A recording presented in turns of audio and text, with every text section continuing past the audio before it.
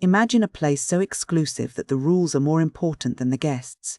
That is the Grand Babylon Hotel in London, a place of hushed whispers, impeccable service, and a social protocol so rigid it feels almost sacred. In the world of Arnold Bennett's novel, the hotel is more than just a building. It is a fortress of European tradition, guarded by a staff that views any deviation from decorum as a personal insult. The peace of this fortress is shattered by the arrival of Theodore Racksole. He is a massive, loud, and incredibly wealthy American millionaire who has no interest in the subtle dance of European etiquette. He doesn't want the delicate, tiny portions served with precise timing. He wants steak and beer. To the hotel's elite staff, led by the formidable and dignified head waiter Jules, Racksole is a barbarian at the gates. There is a specific, memorable tension in these early scenes, where the clash isn't just about food, but about a fundamental shift in how the world works. The old world of hereditary titles and refined manners is being collided with the new world of raw, unrefined American capital. Racksole's daughter, Nella, arrives with him. At first, she seems like just another wealthy socialite, a girl accustomed to the comforts of her father's money. But as the story moves forward, she becomes the eyes and ears of the narrative. The tension between Racksole and the hotel reaches a breaking point when the American millionaire decides that instead of merely staying at the Grand Babylon, he is simply going to buy it. He purchases the hotel from its original owner, Felix Babylon, and suddenly, the man who was once a mere guest is now the master of the house. However, this change in ownership brings a wave of darkness that no one saw coming. The hotel, once a place of predictable social maneuvering, becomes a site of genuine crime. A young bureau clerk named Miss Spencer vanishes without a trace. A young guest, Reginald Dimmock, dies under highly suspicious circumstances. Even more unsettling are the rumors about Jules, the head waiter. It turns out that the rigid, perfect service Jules provides is a mask for something much more sinister. He has been using a system of white ribbons on bedroom doors to facilitate a secret, illicit business. As Racksole settles into his role as the hotel's owner, the story shifts from social comedy into a high-stakes international thriller. A man travelling incognito, Prince Aribert of Posen, reveals a massive crisis. His nephew, Prince Eugen, has disappeared. This isn't just a family matter, it's a political powder keg. Nella, no longer content to just be a socialite, begins to follow the threads herself. She discovers that the missing Miss Spencer is actually the wife of Jules, who is using the alias Tom Jackson, and that they are part of a vast conspiracy. The conspiracy is built on a foundation of massive debt and political manipulation. It turns out that Prince Eugen is drowning in £1 million debt, and there are people working very hard to ensure that his financial ruin leads to a massive political scandal involving the King of Bosnia. Nella's investigation takes her far from the polished halls of the hotel, all the way to Ostend. There she finds herself in a dangerous game of cat and mouse, eventually being kidnapped by the predatory Tom Jackson, only to be rescued by Prince Aribert. Back in London, the cracks in the hotel's facade continue to widen.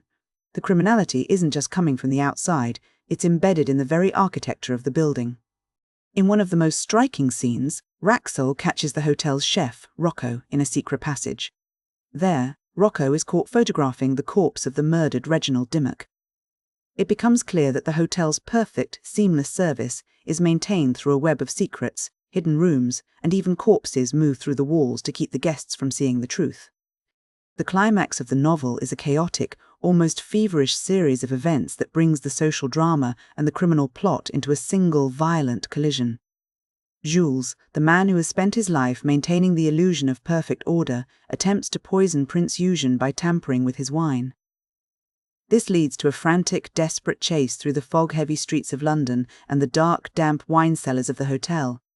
The true heart of the tragedy, however, is found in Prince Eugen himself. He is a man crushed by the weight of his own status. The combination of the conspiracy against him, the looming scandal, and his insurmountable debts drives him to a breaking point.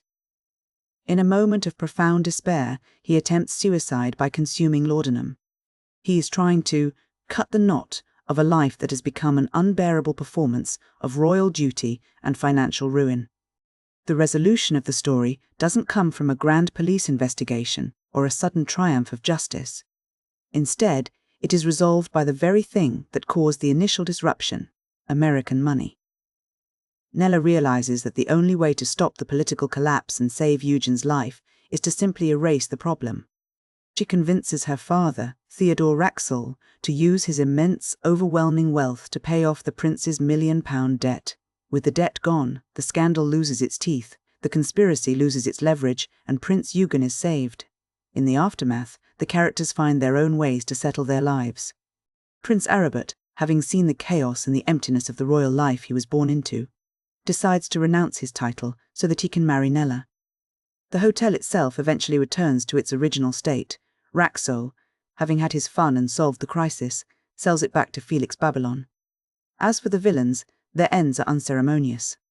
Jules, the master manipulator who lived by a code of strict decorum, meets a clumsy, undignified death when he falls from a rusted fire escape during a failed escape attempt. Rocco, the chef who helped hide the bodies, simply flees the country for Buenos Aires. When we look back at the Grand Babylon Hotel, it's easy to see it as a story about a clash between two eras. Bennett is writing at a moment when the old, aristocratic order of Europe was being superseded by the sheer brute force of global finance. The hotel is a microcosm of that change.